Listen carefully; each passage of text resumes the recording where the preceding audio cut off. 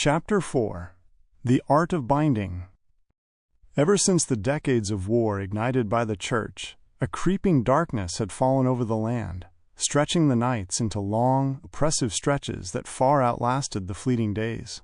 Yet, even in this encroaching gloom, where the sun offered only a brief respite, Aries clung fiercely to the light, both literally in the carefully tended lamps of her tower, and figuratively in the unwavering focus of her purpose.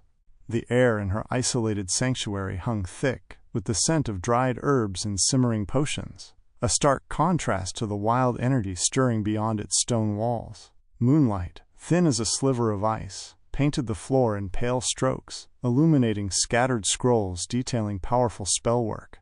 Weeks had bled into these protracted nights as Eldarion rallied his people, and the urgency to contain his growing influence pressed down on her like the weight of the ancient stones themselves.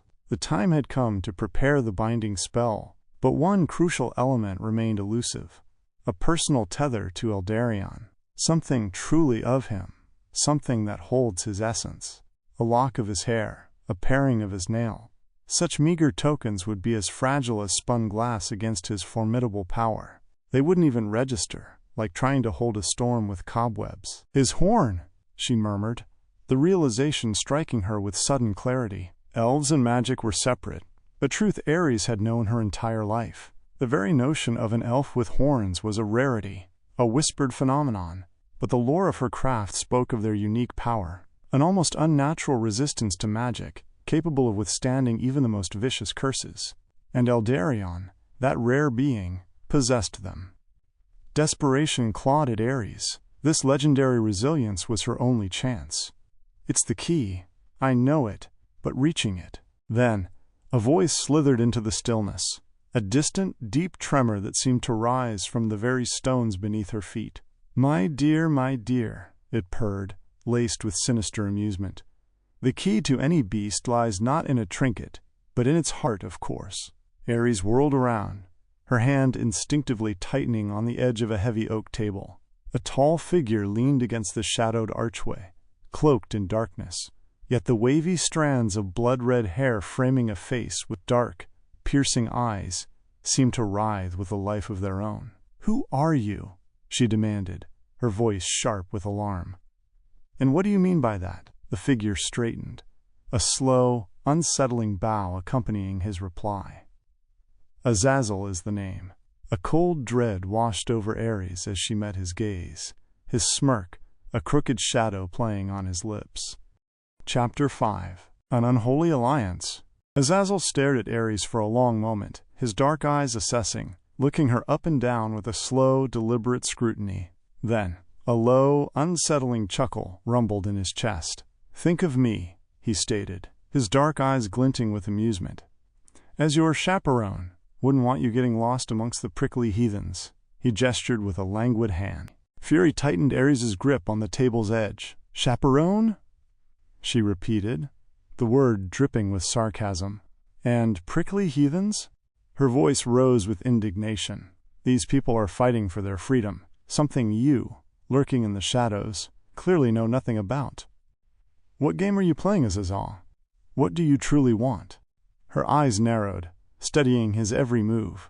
Azazel took a slow step forward, closing the distance between them. As he moved, he reached out, his long fingers lightly brushing up and down her arm, the subtle pressure hinting at a more intimate touch. "Curious," he murmured, his voice a low caress, his face close to hers. "Such fire in you, witch. It's a shame you cling to the light. I see a far more interesting—" He paused, his gaze intensifying as it lingered on her face. "Potential in you." Aries met his gaze unflinchingly, though a tremor ran through her. Instead of retreating, she stood her ground, her eyes narrowing. "My fire burns bright against the darkness you represent," she stated, her voice low and steady. "And my potential lies in protecting the light, not succumbing to your shadows." She deliberately stepped back, breaking his touch with a visible act of will. Azazel's smile widened, a hint of genuine amusement in his eyes. "Such conviction. A pity it is so predictable." "Predictable is reliable," Aries countered sharply. "Something you, no doubt, find quite foreign." How dare you speak to me with such contempt? She spat, her eyes blazing. Azazel, a strange name for these lands. It sounds foreign. Almost Faye. Your help is the last thing I desire. I have my own means to achieve what is necessary. A sharp, chilling laugh echoed through the chamber, devoid of warmth. Clearly, Azazel continued, his voice now laced with a dangerous amusement, your understanding of this situation is as flawed as your grasp of my name. Oh, my dear witch, you mistake your position. I cultivate alliances where they serve me best, and right now, you are obligated to my assistance. Lest you forget the tender fate awaiting your precious family. One wrong step, one misplaced word, and their screams will be the last lullaby you ever hear. A look of raw fear flashed across Aries' face, her eyes wide with terror. Please, she choked out, her voice trembling. You won't hurt them if I do as you ask? Azazel's amusement returned, a cruel smile twisting his lips. Listen to me, little witch, he said, his tone condescending but with a veneer of false reassurance. Do exactly as I command, without deviation, and everything will be fine. The amusement faded from Azazel's eyes, replaced by a calculating gleam as he leaned forward slightly. Which brings us to the crux of your obligation. He paused, his gaze intensifying. Those unique horns of his hand subtly clenched in the air, as if already crushing his will. Such symbols of his oh-so-noble spirit. His voice then held a note of quiet anticipation as he continued. Your task, little actress, Aries listened, a weary droop to her eyelids, is to make him lower his guard with your pathetic affections. A faint grimace touched her lips. Close enough for you to snatch one. He ran his thumb along the rim of the vial, a subtle, possessive gesture. That horn. Yes, perfect to bind him. Azazel conceded, a slight tightening of his jaw betraying his annoyance. As you pointed out, he added, the words clipped and dismissive.